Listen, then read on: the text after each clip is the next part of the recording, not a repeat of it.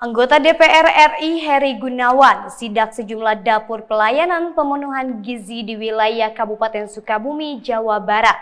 Dalam sidak tidak ditemukan pelanggaran. Sejumlah dapur pelayanan pemenuhan gizi di wilayah Kabupaten Sukabumi, Jawa Barat disidak oleh anggota DPR RI Heri Gunawan. Dapur SPPG yang disidak yaitu SPPG wilayah Kecamatan Gunung Guru dan Cibadak serta Caringin.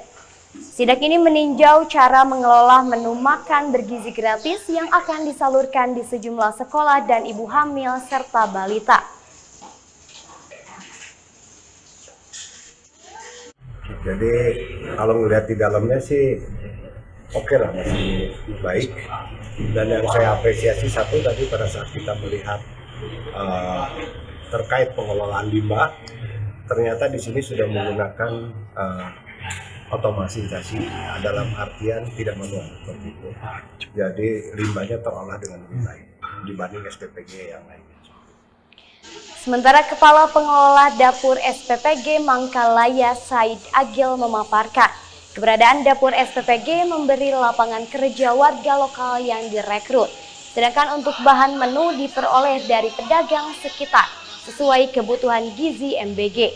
Untuk pengelola limbah memiliki tempat khusus kelola agar kebersihan lingkungan tetap terjaga. Di sini jumlah penerima manfaatnya 2.857 penerima manfaat, terdiri dari golongan 1 ya, yaitu TK, SD kelas 1 sampai kelas 3.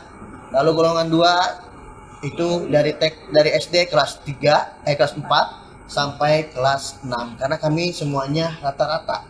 Ini di pagi hari semuanya TK dan SD, berikut juga ibu hamil, menyusui, dan balita.